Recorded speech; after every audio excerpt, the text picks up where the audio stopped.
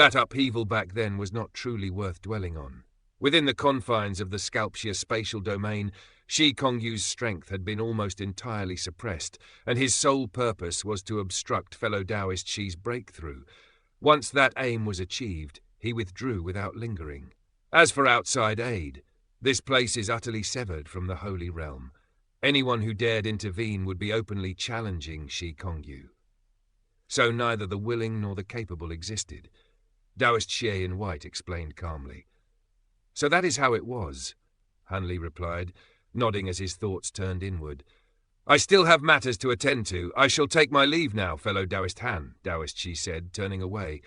Hanli watched his retreating figure, his brows faintly knit. It was uncertain whether Taoist Xie and the two corpse soul puppets truly knew what had transpired back then. From White Spirit's earlier reaction, even if it knew, it would never reveal such matters lightly. Taoist Xie was likely the same. If Hanli wished to uncover the truth, he would have to search elsewhere. Setting these thoughts aside, Hanli headed toward the main palace. Nearly 30 people were already gathered there.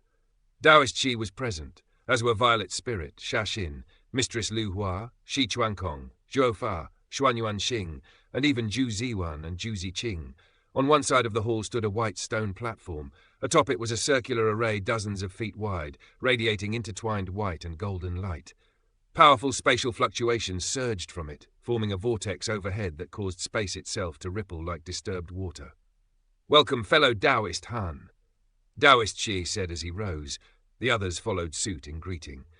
Standing behind Shaxin, Violet Spirit's eyes brightened slightly as she sensed the vast, profound aura surrounding Hanli.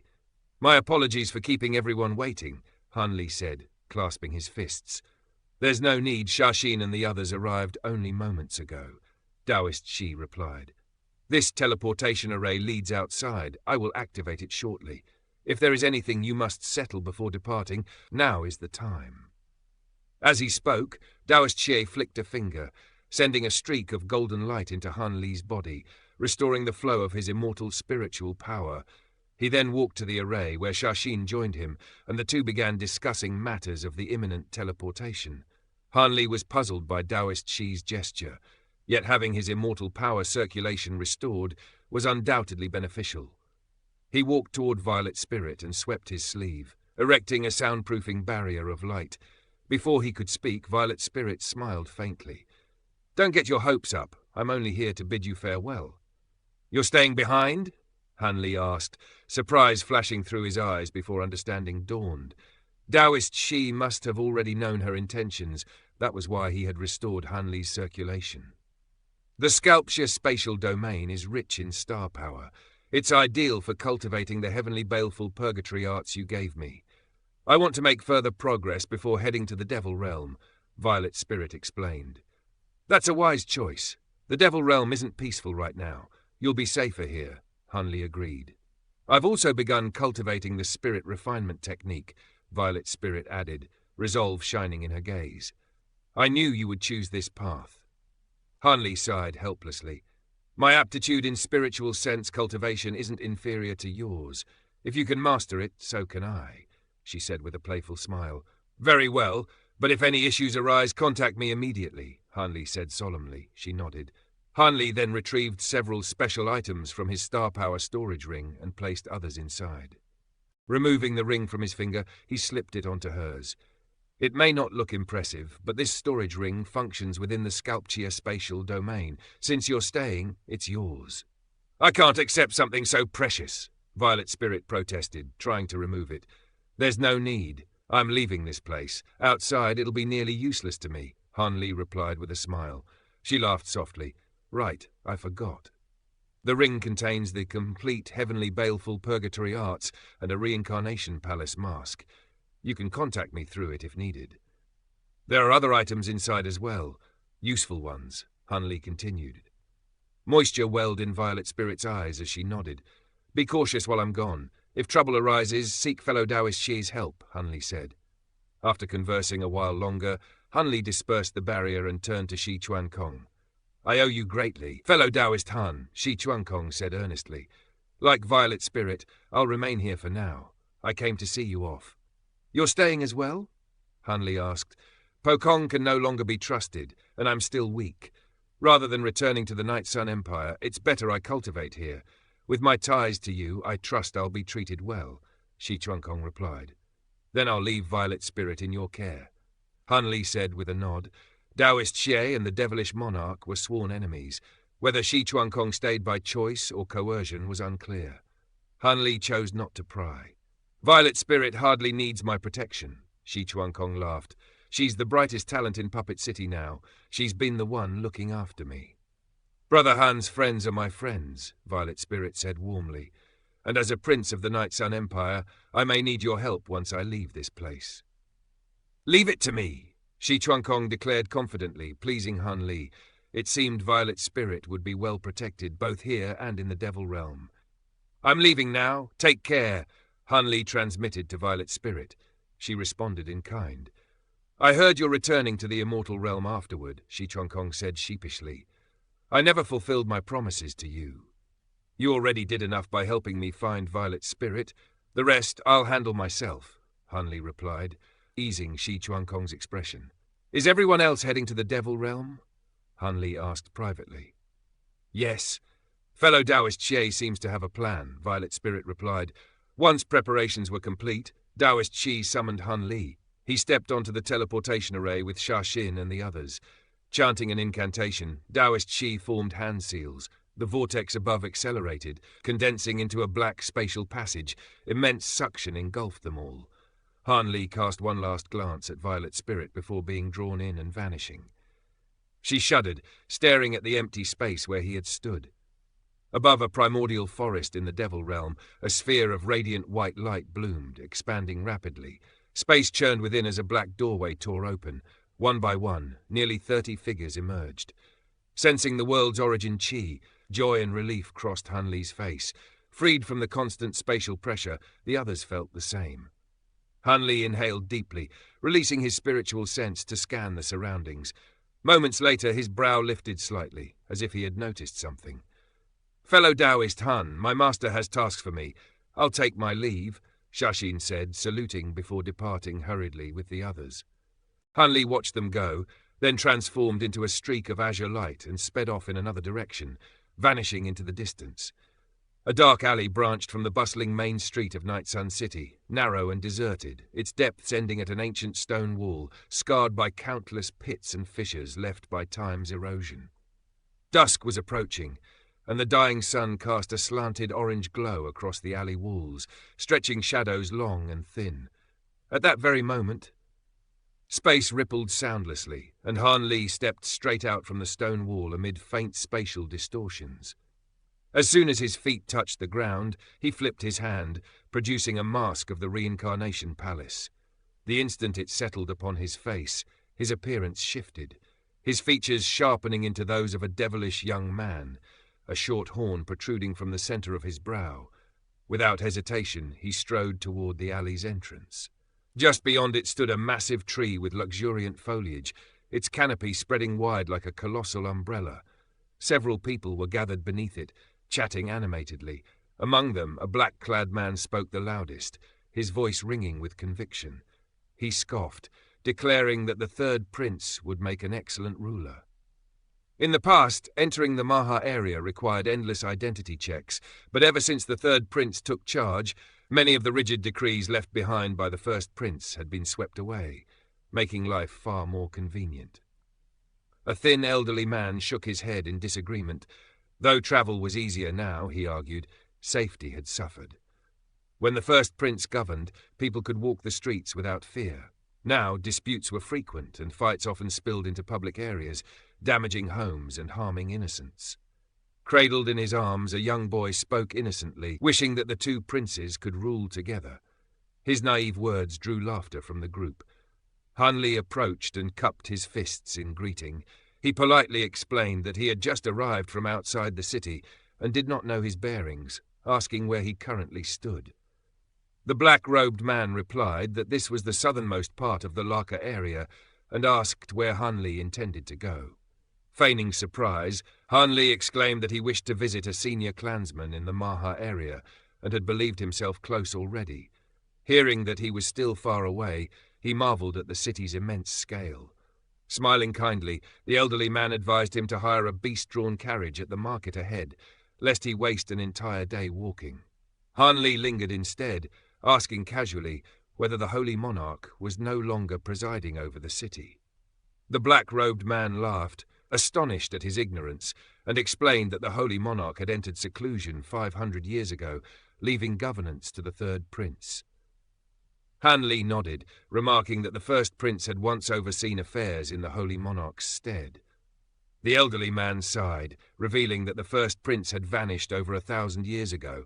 Some claimed seclusion, others travel, others imprisonment, but no one knew the truth. After thanking them, Han Li departed quietly. Several days later, under cover of night, the northern reaches of the imperial city glimmered with lights. Palace after palace stretched into the distance, while squads of armoured guards patrolled methodically. Clad in a black robe, Han Li slipped between the palaces like a shadow, hugging the darkness cast by towering walls. His aura was completely suppressed, relying solely on physical prowess, and thus none of the guards noticed him. The hidden arrays embedded in the palace walls lay bare before his eyes, and he avoided them with effortless precision. Soon he arrived before an elegant standalone palace. Even from afar, a dense medicinal fragrance wafted through the air. Every window was tightly sealed, and steam curled upward from the roof. After a brief survey, Han Li placed a palm against the gates. Silver lightning erupted instantly, spreading across the surface and annihilating every restriction within. He pushed the gates open slowly. Before he could take in the interior, fierce winds swept toward him from both sides. Prepared for this, Han Li dipped his body and struck out with both fists at once. Two figures were hurled backward, slamming into pillars before collapsing unconscious. He had precisely sealed key acupoints, halting their devilish chi without taking their lives. A raspy voice sounded ahead, remarking that since Han Li had not come to kill, he must have come seeking aid. At the palace's centre lay a pool filled with thick, churning black liquid, releasing clouds of steam. From within it rose a portly figure, cloaked entirely in black. As he stood, waves of scorching heat rolled outward, instantly drying his robe. "You must be fellow Taoist Li," the figure said. Startled, Han Li asked whether he was the Grand Priest. The portly man countered calmly, questioning how Han Li could travel so far without certainty. Han Li admitted surprise at the palace's lax defences. Chuckling, the Grand Priest explained that he resided at the Imperial Core, guarded by early High Zenith cultivators, and that Han Li merely underestimated himself. Han Li pressed the matter, stating he lacked time. The Grand Priest sighed, revealing he had known Han Li's purpose for over 1,000 years, yet could not assist. Han Li's smile turned cold as he threatened to take the man's head and seek the true priest. When pressed, the Grand Priest admitted he had divined this matter long ago and deemed it something he should not do.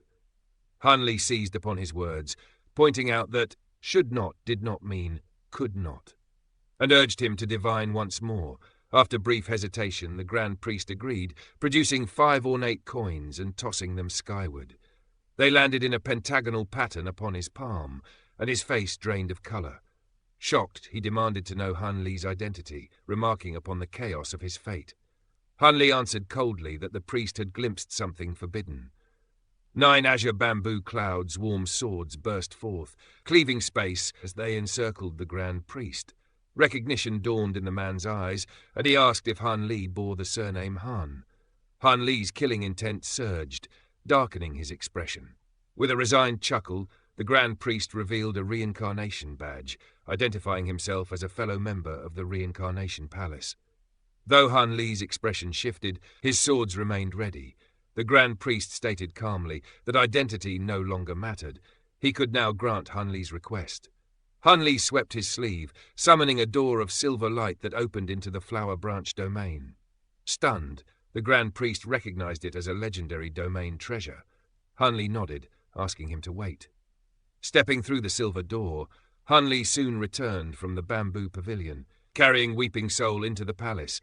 With a sweep of his sleeve, the Grand Priest stirred the air, and a white jade bed slowly rose from the pool within the palace hall, drifting to rest in mid-air. Weeping Soul was gently placed upon it, her chest unmoving, no breath nor aura escaping her body, as though she were a flawless corpse sealed in jade. The Grand Priest stepped forward and lifted the hood of his cloak, revealing youthful, immaculate features that seemed almost out of place upon his deathly pale skin. His complexion was ghastly, carrying the faint air of sickness. After a brief inspection of Weeping Soul, he spoke calmly, asking Han Li to remove the puppet restrictions placed upon her. Han Li nodded and formed a hand seal. A sphere of white starlight appeared above his palm, drifting across Weeping Soul's body from head to toe. Wherever the light passed, slender white bone needles burst from her acupoints, each one plucked free by Han Li with swift precision. When the final needle was removed, Weeping Soul's brows knitted tightly, her body shuddering violently as a hidden aura suddenly spilled forth. The Grand Priest's expression shifted sharply. "What is she?" "Do not be alarmed," Han Li replied evenly. "She is not human, but a Xing beast." Understanding dawned upon the Grand Priest's face. Xing beasts were rarer even than true spirits, beings born with reincarnation law powers within their bodies. With the restrictions gone, he could now sense that her essential power was entirely absent. Han Li confirmed that her law powers had been stripped away long ago, leaving her in this dormant state.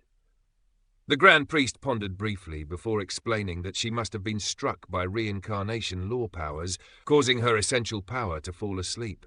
To awaken it, reincarnation law power would need to be infused directly into her dantian. Though the method sounded simple, he warned that reincarnation law was among the most profound and perilous laws to wield, rivaling even time and space. Any mistake could bring catastrophe.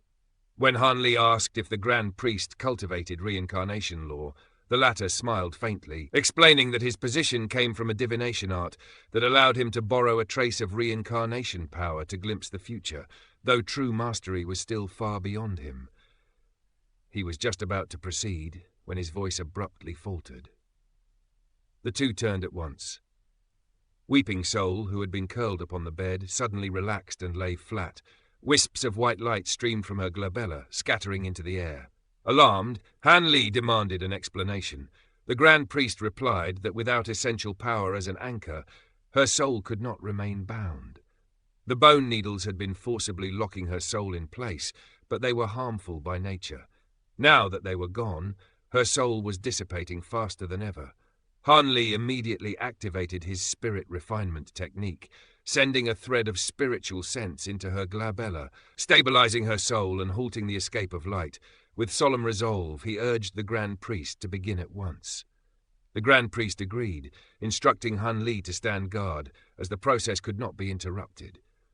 Moving to the head of the jade bed, the Grand Priest pressed his palms together in prayer, then spread them apart. 5 crimson plum blossoms flew forth and settled upon Weeping Soul's forehead, while twisted sigils emerged upon his palms. A hazy red radiance surged behind him, his cloak fluttering as familiar law fluctuations rolled outward. As Han Li glimpsed the priest's exposed body beneath the cloak, a wave of revulsion struck him. His flesh was riddled with ancient scars and swollen tumors, many still oozing foul pus. What seemed like rotundness was merely the grotesque growths distorting his form. A putrid stench soon leaked through the medicinal aroma that had once concealed it. The Grand Priest's voice echoed directly in Han Li's mind, advising him to wait outside if the smell proved unbearable, as the ritual would take at least 2 hours. Han Li initially refused, but moments later sensed approaching presences and decided to step out regardless. Outside the palace, streaks of light tore through the night sky and halted before him. At their head stood Shi Pokong, flanked by 2 devilish figures. One a towering brute clad in metal, eyes blazing with bloodlust. The other an elderly man in azure robes, whose gentle smile made him seem like a mortal scholar. Han Li swept the area with his spiritual sense and confirmed there were no hidden reinforcements. Though the brute radiated the strongest aura, his cultivation was only mid-high zenith, the same as Shi Pokong, whose presence was slightly more refined. The smiling elder, however, concealed late high zenith cultivation beneath his harmless exterior. Shi Pokong greeted Han Li warmly, speaking as though to an old friend. He soon turned the conversation to Chuan Kong, probing whether Han Li's return meant his brother had come back as well. Han Li countered sharply, questioning whether Shi Pokong truly intended to hound his own brother without mercy. A flicker of sorrow crossed Shi Pokong's face before he dismissed it, claiming that some matters lay beyond personal desire. Han Li made his stance clear. He had no intention of meddling in their feud, so long as Shi Pokong did not interfere with his own affairs. Shi Pokong accepted this, then fixed Han Li with a probing gaze.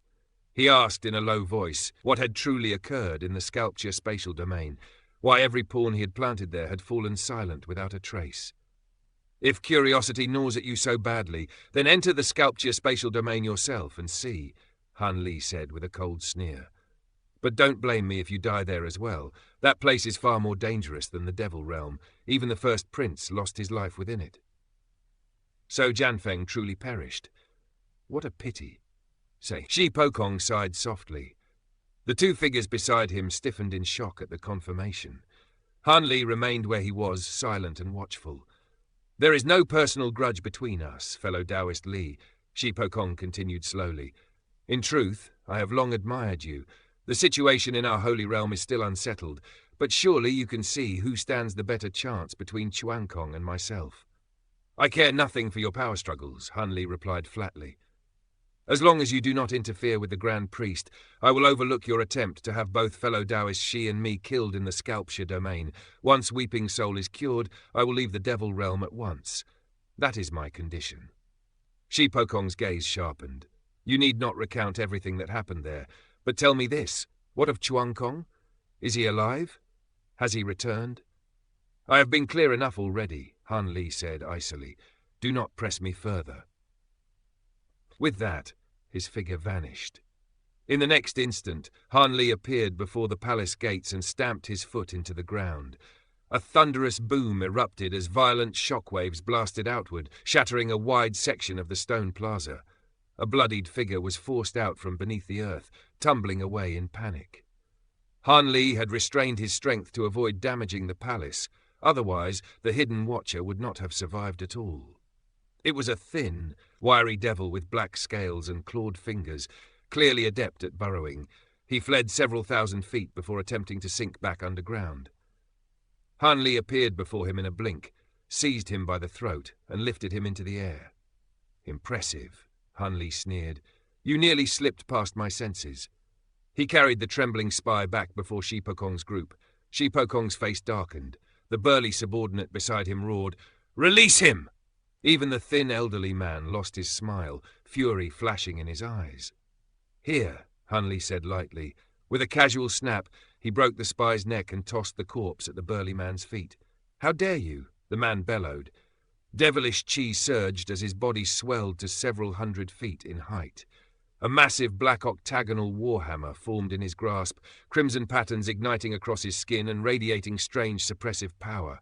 As the energy swept over him, Han Li felt his legs grow unbearably heavy. The giant stomped forward, pulverizing the ground, then swung the warhammer down. Space itself seemed to collapse, locking Han Li in place. Murderous intent burned in the giant's eyes, yet Han Li calmly stepped forward, moving as if strolling through a garden. White, star-like lights flared beneath his robes. The thin, elderly man's expression changed drastically as he shouted, "Retreat!" Too late, Han Li unleashed his heavenly baleful purgatory arts. Dull thuds echoed from his arm as radiant starlight burst from his acupoints, forming a colossal white fist that surged upward. The warhammer shattered instantly, its head flying into the night like a falling star. At the same time, the terrifying force coiled up the shaft, ripping through the giant's arm and twisting bone and flesh into ruin. At that critical moment, the azure-robed elder flashed onto the giant's shoulder and struck with a seemingly gentle punch. Thunder roared as the two forces collided, annihilating the giant's entire arm and dispersing Han Li's remaining power. Otherwise, far more than an arm would have been lost. "Thank you, Elder Q," the giant said respectfully as he shrank back to normal size. "Residual force still lingers," Elder Q warned. "Do not regrow that arm until it fades, or suffering will follow." Han Li stood calmly, hands clasped behind his back, with no intention of continuing the fight. "Isn't it rather insolent to injure my subordinates within the imperial city?" Shi Pokong asked coldly. "You should be thanking me for sparing them." Hanli replied with a faint smile. It seems the Sculpture domain rewarded you well, enough to challenge our entire holy race, Shi Pokong said. Do not attempt to intimidate me, Hanli answered evenly. I have no wish to oppose the devil race, but I will retaliate if forced. I know many powerful seniors reside in Night Sun City. Elder Q, for instance, is formidable. Elder Q's aura rose sharply, his gentle facade vanishing. But so what? Hanli continued. I am confident I could destroy at least half of Night Sun City before falling. If that happens, you would bear the blame. When the first prince ruled, the city was peaceful. If half of it were destroyed under your watch, how would that reflect upon you? Shi Pokong remained silent, weighing the words. Such an outcome would cost him his authority, allowing Shi Jingyan to seize his position. Yet doubt lingered. Could Hanli truly do as he claimed? At that moment, Elder Q transmitted to him privately. This man's body refinement surpasses mine. Killing him would be extremely difficult, and he is fully capable of causing catastrophic damage. After a pause, Shi Pokong smiled. I had hoped to recruit you, but that was wishful thinking. Very well, I will not force the issue. Honor your promise and leave the Holy Realm once Weeping Soul is treated. Of course, Hanli replied. Provide me an interrealm array, and I will depart immediately. I will come tomorrow morning to see you off, Shi Pokong said, eager to send him away. My thanks, Your Highness, Hanli said lightly. You may go. Shi Pokong's expression stiffened. Grinding his teeth, he departed with his subordinates. Hanli watched Shi Pokong depart with his retinue, then released his spiritual sense to sweep the surroundings layer by layer. Only after confirming that no hidden disturbance lingered did he turn back and return to the palace. Within the quiet hall, Weeping Soul lay curled upon the jade bed, her slender body drawn inward, brows tightly knit, as if enduring a lingering agony. Hanli hurried forward and probed her condition with his spiritual sense. And only then did the tension ease from his face. Though she remained unconscious, her aura had transformed profoundly. Most striking of all, a thread of essential power had rekindled within her dantian, like a lone flame flickering in a pitch-dark chamber, weak and fragile, yet radiating warmth that soothed the heart of any who perceived it. At that moment, the sound of water splashing arose behind the jade bed. Hanli turned to see the Grand Priest slowly rising from the pool, steam curling from his body amid the acrid stench of scorched flesh. Hanli's expression shifted when he saw the man's face. Your face. The Grand Priest stroked his cheek and gave a bitter smile. Such is the price for invoking the laws of reincarnation. Charred fissures marred his skin, oozing pus like molten lava, exuding a foul odor and waves of searing heat. And the other wounds on your body? Hanli asked, brows drawn tight. Each time I call upon reincarnation law, another wound appears, as though heaven itself exacts punishment. No art or pill can heal them. Over time, I have been reduced to this grotesque state, the Grand Priest said calmly. As he spoke, he scooped water from the pool and splashed it over his face, sending white steam billowing upward. Hanli now understood why the man had been reluctant to intervene. Once such divine retribution reached its limit, even one of his cultivation would be unable to escape death, and judging by his condition, that threshold was perilously close. I owe you a great debt, Hanli said solemnly. If you have any request, I will fulfill it so long as it lies within my power. I have none for now, the Grand Priest replied as he stepped from the pool. But in the future, I will require your aid. For what matter? Hanli asked, raising a brow. That must remain a secret, the Grand Priest said, shaking his head. Hanli was about to press further when Weeping Soul let out a faint groan as though stirring from slumber. Weeping Soul, Hanli called softly, but she did not awaken. Her essential power lay dormant for too long, exhausting her spiritual sense, the Grand Priest explained. Had you not sealed her soul within her body, she would already be an empty shell. Now that her essential power has returned, she merely needs time. She will awaken on her own. Hanli felt a weight lift from his heart. After a pause, he asked, How will you answer to the third prince for helping me? I was forced to act against my will, the Grand Priest said with a smile, gesturing toward the two unconscious guards at the entrance. They can serve as proof. If that is insufficient, you may rough them up further. Hanli laughed lightly. I doubt the third prince is so easily deceived. So what? I remain the Grand Priest. He would not dare cross me, the man replied coolly. Besides, he came in person and still fled in the end. What standing has he to reproach me? Hanli nodded and said no more, carrying Weeping Soul back into the Flower Branch domain. The following morning, Weeping Soul still slept, yet her aura had grown markedly stronger. Reassured, Hanli bade farewell to the Grand Priest and stepped outside the palace, where Shi Pokong already waited with nearly 20 attendants.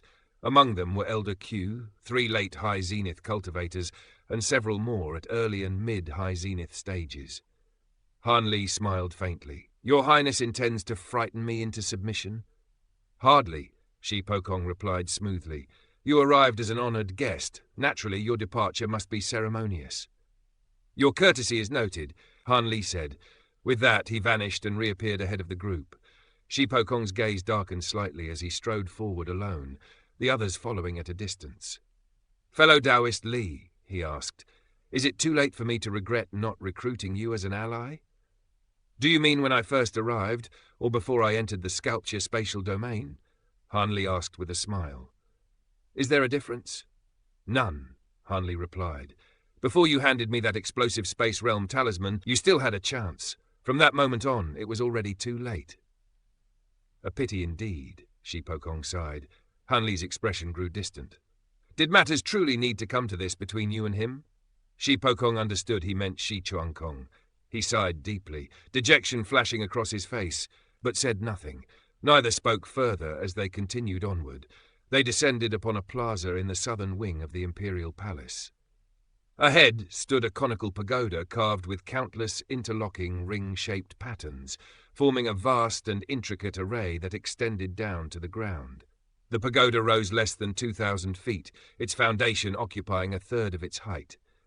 Transparent rhomboid crystals were embedded around its base, gleaming brilliantly in the sunlight. The Space Passage Pagoda? Hanli asked. Shi Pokong nodded. Ordinary arrays cannot return you to the Immortal Realm. Will it send me directly to the northern glacial immortal region? Interrealm teleportation is costly. You will be sent to the nearest point, the Golden Origin immortal region. And where within it? That depends on fortune. The destination will be a random teleportation array. Hanli gave a brief nod. Then let us begin. He entered the pagoda, Shi Pokong following behind. Array patterns covered the floor, and white stone pillars etched with strange markings stood at its center. Rhomboid crystals lined the walls, while a wide platform occupied the heart of the formation, law power rippling faintly across its surface. I hope we never meet again in the Holy Realm, Shi Pokong said suddenly. I am a man of my word, Hanli replied calmly. Good. Please enter. After carefully verifying every detail of the array against the Grand Priest's instructions, Hanli stepped onto the platform. This pagoda is priceless, Shi Pokong added. Damaging it would be akin to destroying half the city. Hanli said nothing, merely watching. Shi Pokong raised his hand. The elders spread out, forming seals as the pagoda trembled. A hum echoed through the structure as silver light burst forth, array patterns blazing to life. The embedded crystals flared, releasing blinding radiance as immense spatial power surged toward Hanli. At the instant the array activated, Shi Pokong's voice echoed beside him. May we never meet again, fellow Taoist Han.